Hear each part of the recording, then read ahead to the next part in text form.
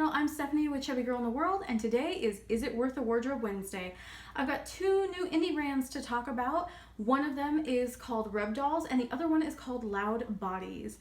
So if you don't know, I am a crazy person about plus size fashion, and I am constantly like Googling plus size fashion brands, new plus size fashion, and I kind of just go down these rabbit holes until I find something that kind of strikes my. So I've got pictures here on my iPad, and we're gonna go through them together, and I'm gonna show you, scooch over here, and I'm gonna show you the garments, and I'm gonna talk about why I think they're worth a wardrobe. Not necessarily these particular garments themselves, but the style, the aesthetic, what I think it would work with, what I think it wouldn't work with.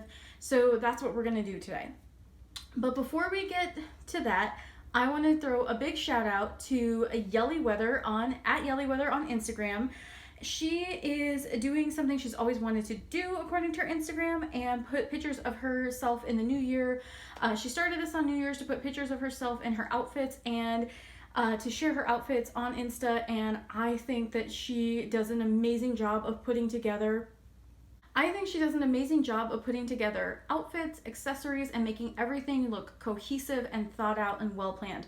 A lot of times people who have what they would call an eclectic style just kind of throw things together and it doesn't look cohesive, and that's a look. But I feel like Yelly Weather really does a great job of doing looks that I think are very real world. Like this is her outfit that she wears out into the world. A lot of times plus size Instagrammers or plus size YouTubers will do like full on glam fashion stuff. I mean, I've done that too, but in like a different way. But sometimes there's a lot of pressure to kind of present a life that you don't really have on social media for someone to feel like your life is aspirational.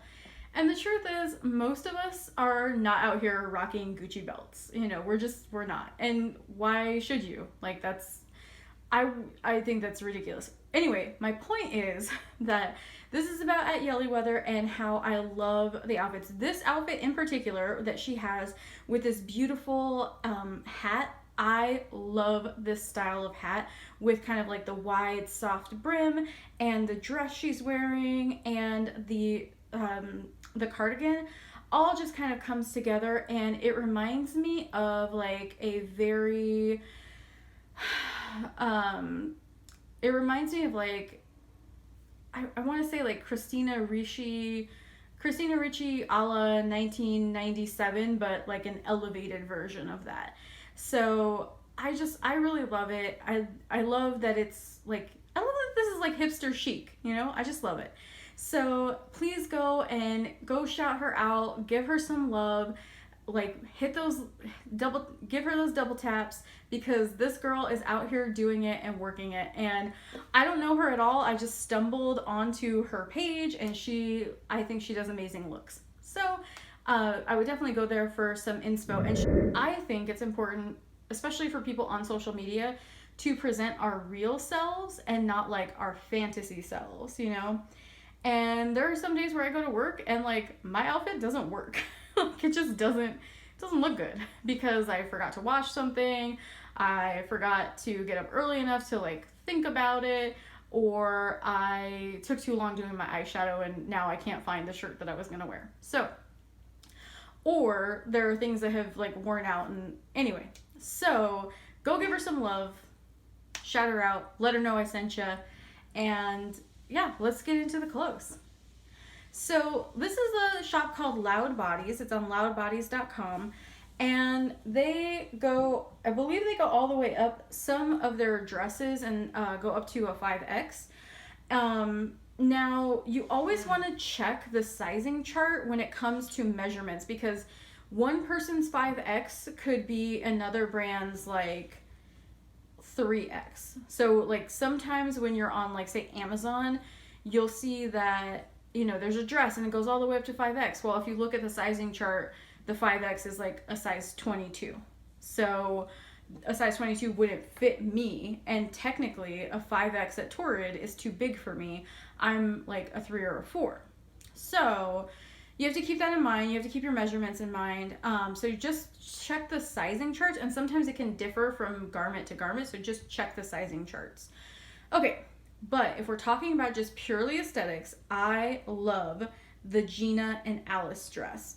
So I think that, do you remember Eloquai and Jason Wu had this like weird Hello Prairie, like weird like prairie chic moment where they were trying to like bring back, I don't know, Dr. Quinn Medicine Woman or something?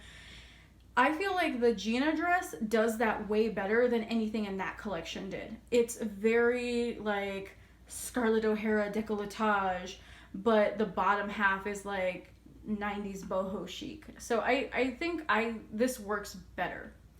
And the Alice dress is kind of it's kind of like the flip version of the Gina dress. It's, you know, it's all business up top, and then it's a super high slit at the bottom. Obviously, you could style it differently and not, you know, have the slit go up that high. You could tie it differently, and it would, you know, you could be a little bit more modest with your legs. But if you want to, you know, rock out with your legs, if you've got some gams on you, then great. I have little short stubby legs, so it's not gonna work for me. Like midi dresses and like maxi dresses. So this one is, these two are the Sylvia midi skirt and the Anime mini skirt. I am usually not a fan of mini or midi skirts, but the thing is, on me, midi skirts like usually go way past my knee and they're too long, and then mini skirts are usually like right about knee length for me. I do like both of these. However, I wish that they came in different colors.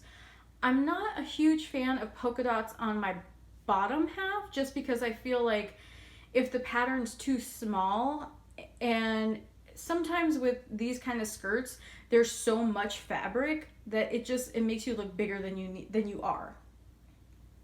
And that's fine if you want to. Like, I think if you're going, like if you were going to go to a rockabilly concert, or you were going to like a sock hop or something, like a themed party, and you put like a petticoat underneath it, like that could be really cool. But I just don't see this as like something I would wear every day. I would prefer just like a completely white skirt or a completely like blue skirt, something like that. Or I would prefer the pattern to be a little bit different, because I think this pattern would just not be super flattering on me. But if you're someone who is, you know, very tall and more of like a rectangular shape, this could really work for you. Okay, these are my favorite pieces in this collection. These are the Mary Treat satin shirt and the Charlotte satin shirt. Honestly, I can't really tell the difference between them. I think just the colors are the difference, the green and the pink. This is what I was looking for from Lane Bryant, from Avenue, from any of those places during holiday. Like, this would have been way better of a release during the holiday season, because that kind of satin jewel tone color, like, it's beautiful, it's wonderful. And during the winter, you don't really have to worry about sweating and stuff like that, because, you know, it's cold most places. I mean, if you live in Miami, you probably have to worry about sweating all the time, but I don't. I live in Portland, so yeah. I just think these are absolutely beautiful. And so, like the thing I said about skirts in the thing before, if you notice how the person in the model in pink has this monochromatic look going, but the finish of the skirt is different, so there's that contrast, and that looks really pretty. I really like that. And then also there's kind of a monochromatic look for the green with like the green tartan skirt. And so that's the kind of pattern that, do you see the difference between these two skirts and the two previous ones? I just feel like the look is more cohesive in these particular outfits. Again, this is the Elsie tartan skirt. I think this is beautiful, and I would totally wear this for like an Outlander cosplay or something like that. And then the Emily mini pleated skirt.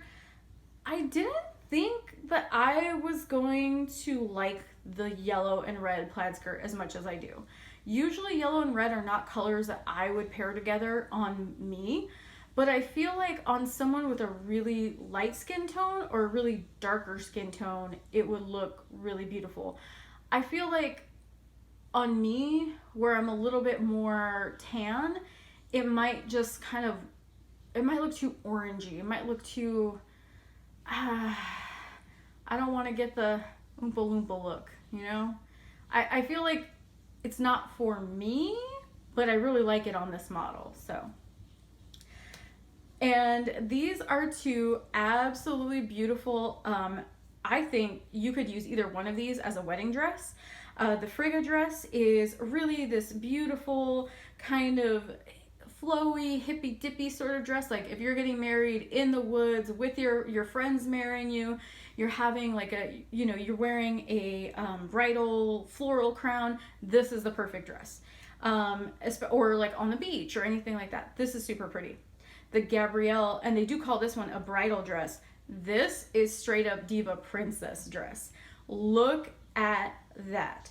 It looks like a Marie Antoinette dress, but made for the modern age with a big slit up the side. I mean, how could you say no to this? And it's $112.50. I guess they had to throw in that 50 cents. I don't know. Honestly, I would buy this for like I said, for a Marie Antoinette costume. I would get some like pink lace and put it on and get one of those big bouffant wigs and wear this as a Marie Antoinette costume.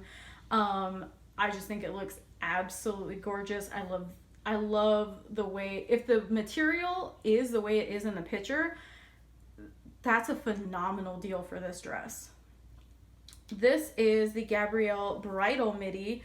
And again, this is probably for someone who, like, maybe you're doing a courthouse wedding, or maybe you just want a really simple dress. You don't want the big Marie Antoinette gown. You don't want the big princess dress. This could be really pretty. The Gabrielle dress, it also comes in green. So like you could get the Gabrielle dress in the cream color, and then your bridesmaids could get it in like, it looks like it comes in green, purple, pink, red, blue, yellow. That's really pretty.